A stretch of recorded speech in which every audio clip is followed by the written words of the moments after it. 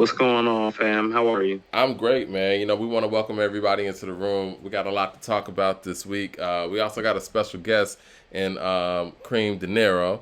So we're gonna welcome everybody into the room. We want to talk about some new music dropped today too, man. What are you feeling about the new music? You heard any of it? No, I didn't. I've been busy taking care of some personal things. Shout out to my pops who's recovering from surgery, Yeah, shout out to that. putting together this inner frame. And yeah, my nephew turns 1 tomorrow up in Memphis, so it's been a busy day. I got to hear Benny's Thanksgiving. What you think about Benny's Thanksgiving? What up, Ty Walton? What's up, Ty Walton? We got everybody coming in the room. What you think If about Thanksgiving? The new Benny featuring well, well Go ahead. I'm always an album thinker, and I think you know that by now. I'm not Mm-hmm. really song driven, and Right. so of course I needed to see the track listing to see where it was placed in the listing of tracks. And I'm really gonna love that track more if all the tracks before it are great or comparable to it, and Yeah, preferably above it. But I found it to be really good. I thought so too. I think it's a good one to put Yeah. out there, and it's giving me a good tone for what's to come. You know what? We're gonna jump right in it because we got a real jam-packed show, man. It was announced earlier this week, and I know the previous week there was a title deal acquisition, but we'll talk about that in a minute too. TGIF, everyone. Yes, shout out to everybody in the room, everybody coming in the room. What up, people? Um, so yes, Triller acquired Verzuz, which was interesting because I didn't really understand what exactly there was to acquire.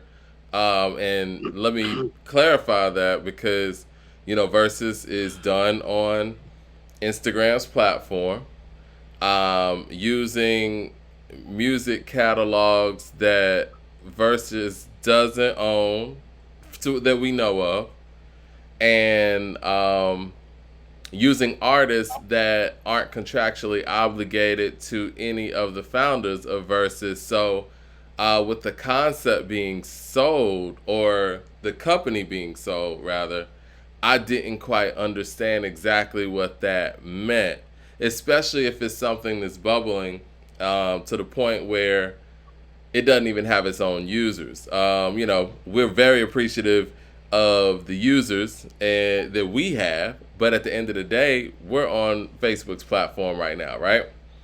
Right. Um, well, for an acquisition to take place, you would think that Versus would have had their own mobile app or whatever after they got on Instagram, did whatever they did for the first couple of verses and built up the awareness for it and moved everybody over to their platform. But I guess they couldn't do that because they don't own the music. So at that point, it's like, okay, what exactly is being sold?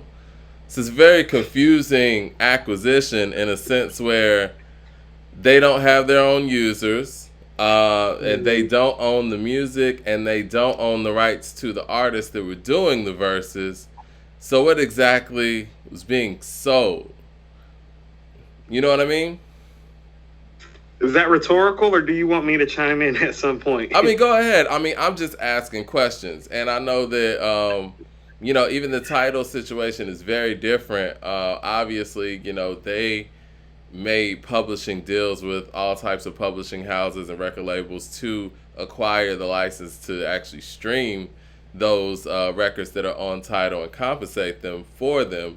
But there's two things here. Two things. Number one is what's stopping the type of traction that Versus had. What's stopping Versus from actually creating its own Triller? Because we always talk about all the time, we need our own social media platform, and this is for the culture. This was an opportunity. If this was something organic that everybody was gravitating to, this was an opportunity for Swiss and Tim to actually get people to go over to a platform that they created. That, I mean, because Triller's a new company, you know what I'm saying? So this is something that they could have actually created their own Triller. Go get venture capitalists, put some more money behind that. But the the brand recognition and the traction and everything that was going on with Verzuz was an opportunity to do everything this Triller's doing right now themselves. I mean, am I wrong in this? First of all, that's a lot to unpack. For the second straight week you've done this. I'm going on a rant. I'm drinking water this week. No. It's not a rant, Mike. You know, most of the time, sometimes I'll be poking at you, having fun with you. You're raising some very valid things about some very valid questions, because we're not just talking about some particulars or some specifics. We're talking about guys integrated into our culture and who supposedly were doing something for the culture. And at that point, I'm going to take it seriously, because I kind of treat the culture the way I treat my child. You know, right. and it's funny because I told my child this today, and my child isn't so much of a child anymore. She's 14. But I told her today, I was like, oh, shit that I'm going to put up with about me is different than what I'm going to put up with about you. As in, somebody got one time to do something about that, and it's going to be a motherfucking problem. Right. With me, I can take certain things and deal with certain things and navigate through certain circumstances. I'm a chess player, you know? Right. But I say that to say I treat the culture the way I treat my child, and so I'm going to call foul on all this, probably like you are, because when you asked me, like, you know what my first thought was when you asked it for the first time, what exactly are they selling? I was actually thinking to myself, I was like, mostly black souls for profit, but this time it's another black man doing it again, perpetuating the image that he's not, or that they're not, and also trying to give it to us as if we are uneducated and don't know what the fuck is going on. So on top of it, it really is truly an example of insult to injury. In that case, wouldn't you say as well? It is. Did I answer a couple of your questions? Yeah. And to piggyback off of that, Swiss got on a live with DJ D Nice the other day, I guess kind of responding to some of the backlash. And, you know, and we raise these questions because, you know, Tariq from Power, Michael Rainey Jr., the gentleman that plays Tariq from the from the television show Power, he got on the timeline, and he's a younger dude, you know what I'm saying? And these younger dudes really, they don't look at some of these guys in the same way we do. He saw the deal, called it what he thought it was on the surface, and was like, called the dudes sellouts, right? And so... okay, I'm about to say... So... At that point, you know, Swiss felt compelled enough, Swiss and Timbaland felt compelled enough to actually respond to that. And you know what their response was? Their response was that they own everything or something like that, something to that degree. But anyway, so Swiss got on a live with DJ D Nice and was like, he said that, I'm going to paraphrase it. What he said basically... Go ahead. I said you got to watch what you say. No, you got to watch what you say. That's why I want to make sure that I say this correctly. He, in his response to people calling him sellout or calling this deal a sellout, he said we need to take time with our culture. Our culture doesn't understand. There's certain things that people in the culture don't understand, yada yada. And then he made the comment that, you know, we brought 43 black creators over to the company Triller that acquired Verzuz, and he said, to me, that's black ownership. Can we pause for a second right there? Yeah. I hate when these guys try to take a micro and make it into a macro. So let's just attack that one thing right there. Mike, between the two of us, we know 43 creatives in this city that if according to hip hop was big enough, we would love to give jobs and access to revenue and certain things too. Isn't that a fair assessment to make? Yes. Okay, so what he's saying isn't wrong inherently, but what you're really talking about is building your team out. Exactly. So call it what it is. Like, you're not creating black wealth for the sphere of blacks culturally. You're creating a sphere of wealth for those around you who you're connected to and know. It's nepotism. White people do it very, very well. And I'm not saying there's anything wrong with it inherently until you try to deceive us with it and make it seem like that it's something that it's not. And it's kind of got some audacity to it, as if some of us aren't like not only like street educated, music educated, formally educated, and just can like see through the bullshit like immediately. Yeah, I don't know how else to call it. And the other part of it is the fact that me getting creatives a job at Complex, that's not ownership. It's not, because at that point, once I've given these creatives to this other entity, I no longer have any type of control over their destinies at that destination. My name's not on the check. Your own company is not on the check anymore, and that's just the truth, you know. And I think that's a false narrative to even put out there to try to clean up what the young man Michael Rainey Jr. said. I mean, and then he said, and then he did one of the things where I really hate when people do this. In time, people are gonna see, right? You know what I mean? It was one of those things. I don't like. You gotta wait and see.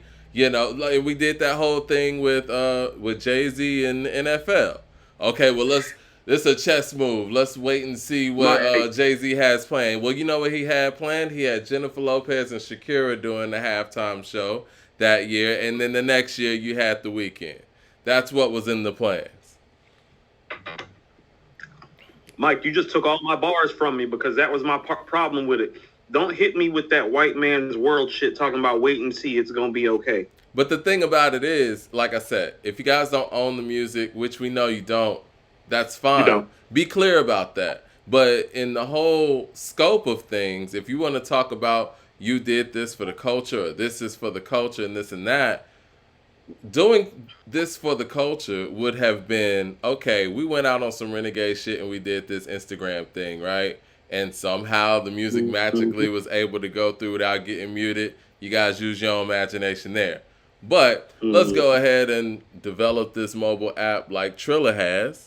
And let's get all of our users to support that through all of our social medias. Download this app. You can actually see Verzuz through here. And you know what? We're Swiss. I mean, I'm Swiss. I'm Timbaland. We got original tracks that you can actually hear only on this platform, right?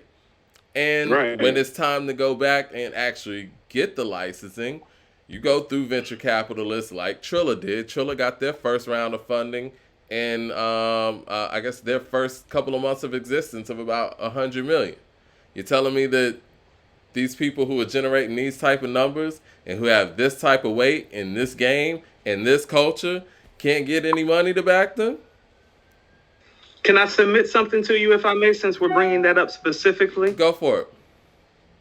So let's go back to what your original point was like, why didn't they make their own version of Triller? Because they don't own the music, but they're not telling people that. But let me submit something to you. Do they know Dr. Dre?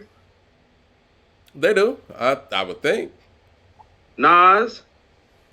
Yeah. Jay-Z? I would think so. He worked with all these guys. Like Mike, I was just going to start at the top and keep working my way down. Like, Mike, they know everybody who matters. This was an opportunity to bring the people not only with the music, and I brought up those three guys specifically because in Dre and Jay and Nas's case, they've all made themselves 100 millionaires now by diversifying. So you got your resources for venture capitalists right there. Nas has made more money as a venture capitalist in the last 5 years than he has his entire rap career. And so your resources financially and musically actually lie within the database of hip hop is what I'm trying to express. But you know where I want to go with this? And let's cut the shit all together. The most valuable thing in this industry is publishing. When we talk about Michael Jackson and we talk about Prince and all of the conspiracy theories around that, is through music ownership. And those are things that they're not giving up. And when I say they, the people who, who sign these individuals. We've seen Kanye West's contracts when he put them out on Twitter. As much money as Kanye West has, they will not allow him to buy back his masters. So, for us to feel like they were able to for us to feel like they were able to actually not only go out there and generate these verses on their own and galvanize this many people and generate a company that would they would be able to cash out on without the help of people who actually own the music and the publishers, that is very far-fetched for us to feel like the record companies are not involved in this whole part of the process. It's very gullible of anyone to think that Timbaland and Swiss have done this on their own, and the people who own the rights to this music would allow them to basically cash out on their ownership. And we know how the record labels rock. Traditionally, when anyone goes for their own music or the rights to do whatever they want to do with their music, there's a problem. It's a problem getting samples cleared. It's a problem streaming stuff on even you guys own individual social media I do platforms. not own the right to this music is what everybody has to post when they post Yes. something. Yes. And somehow magically they were So able to skip these steps, huh?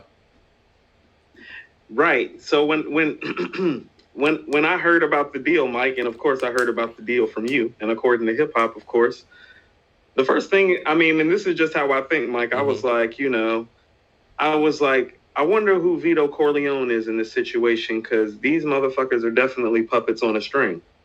Yeah. Yeah. I mean, you got to be, because again, and these guys are smart guys, and they've been in the music industry for like 20 plus years. So if they were able to move around free willy nilly, they never would have sold and got acquired by Triller in the first place. They would have just done it themselves. So obviously there's other moving parts in here, and obviously there was a plan to hand this over to Triller in the first place.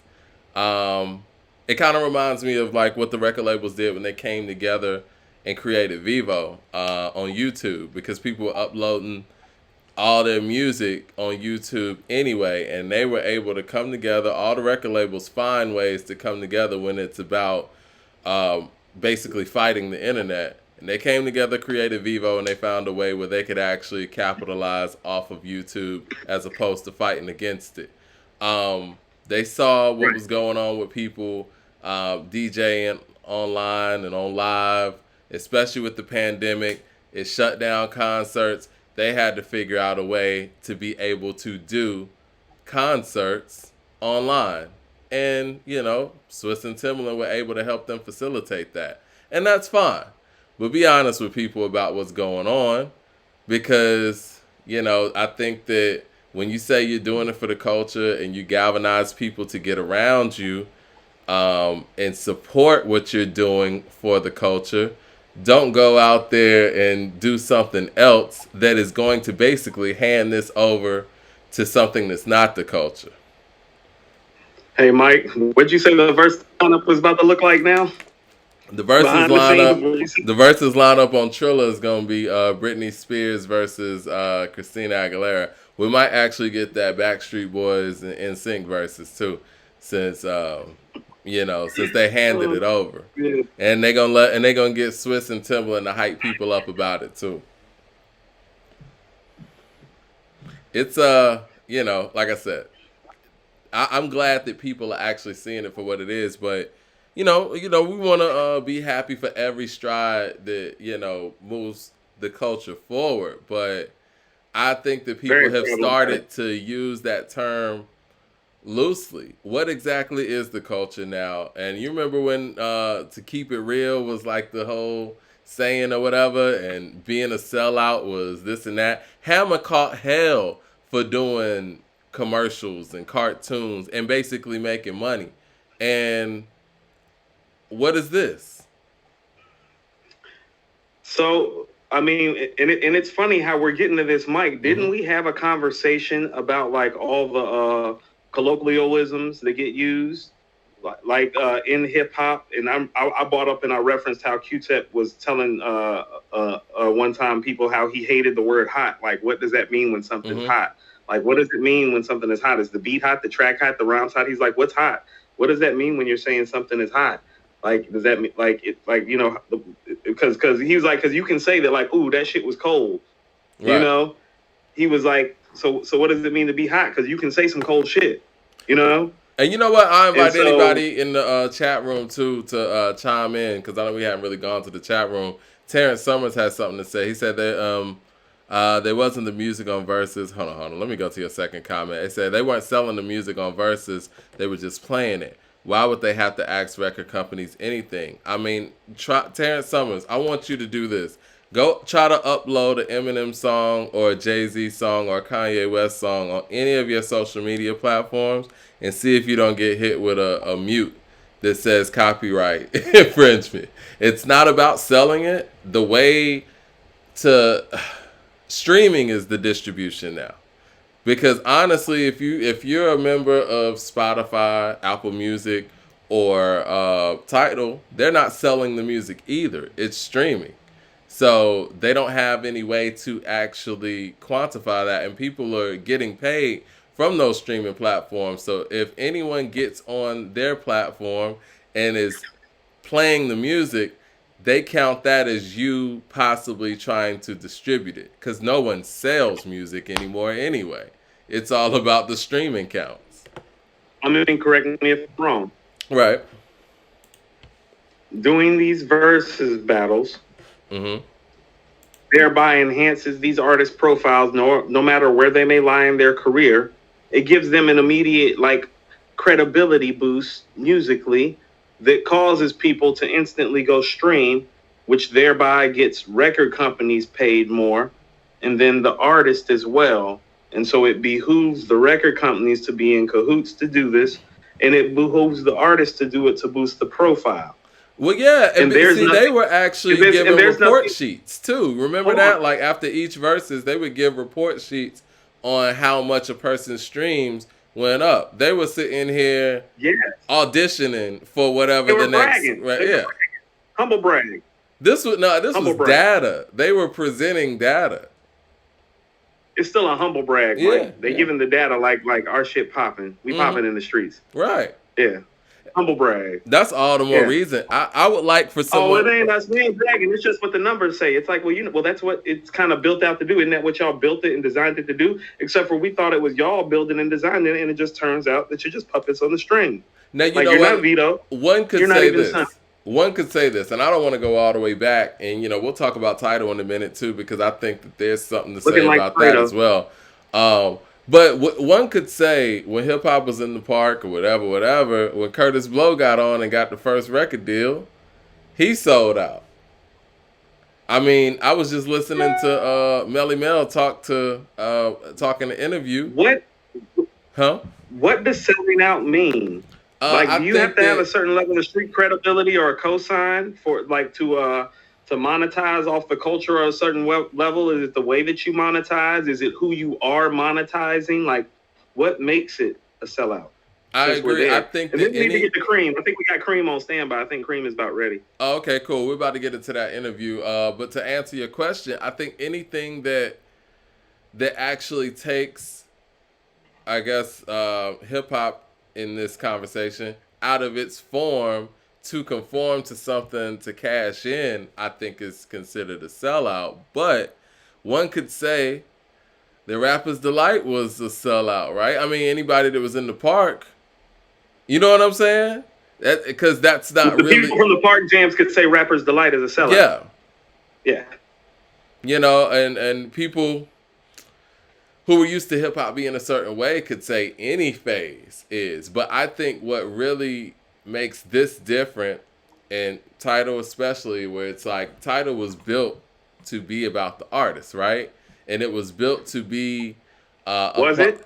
Yeah, it was that's how it was sold originally. That's when they brought how it was sold and what it do is that's two what I'm different saying. things. But no, that's what it was supposed to do, because they had all the artists come out there when they rolled it out, and this was the streaming platform, because you had Apple Music and you had Spotify. Tidal was the streaming platform that artists had ownership in, and artists were the number one. And when you sell people on the fact that, okay, this is for artists, this is for the culture, and then you sell all that, then what is this? Black souls for profit? I mean, and again, everyone gets that opportunity to, I mean, the artists invested in it. I think it was, 15 artists that were a part of it? I think you said the original 3% stake. I think everybody cleared, $8.9 million or something. Yeah, but we don't know what the buy-in was either, which is information. Well, they got to keep their 3% stake in addition to whatever earnings matriculated from it. So, is that what they are able to keep, or does the buyout take all of that out? I'm not sure. The details are vague. The details are vague. Cause and then people forget about Sprint buying a third of it for $200 million. They're kind of silent about that too, and I mean, Jack Dorsey's part, wasn't a part of that Sprint deal. So yeah, I don't think any of the third that Sprint retained was touched. It seemed like the artist took that hit. And what makes it kind of look bad is the fact that Sean Carter ended up with a seat at the table at a company that has nothing to do with music. So that's kind of problematic too. But with that, we'll go ahead and go into the Cream interview. You ready for the interview, Cream, in here? He ready? Yeah, I think he should be on. Okay, let me hit him up right quick and make sure. Hit him up first. And but yeah, I think that's a conversation, that we should have, man, because a lot of people are led down the wrong path because they don't understand what's really going on, and you got people telling you different things. What's up? Yeah, like I said, nephew turning 1. They headed to Memphis right quick. So. Oh, cool, yeah, man. Safe my travels. sister over here from Miami taking pictures of me in the background and stuff. It's very problematic. Right. So we got a special guest tonight. But yeah, man. So yeah, man, it's interesting because there was a point in hip hop where hip hop was viewed as selling out. Oh, we got Cream in the building. Okay, hold on. Let me go ahead and Cream up in the building? Yeah, he's actually in the chat. I just shot him a line, told him we was ready for him. Gotcha. Let me go ahead and plugged in. Yeah, let me go ahead and get him on real quick. We're about to go ahead and get you in the room, Cream. Hang on 1 second. Boom, boom. Up. What is she? Is everybody here? You know what? We need to. What's up, man? Let me get Coop back in here. I apologize for that. It's cool. And live mistakes, but we'll go ahead and get him added as well. Calling Coop back. Heck. You know what? Let's see. And we're watching the preview. Yeah, let me go ahead and I'm gonna hit you right back.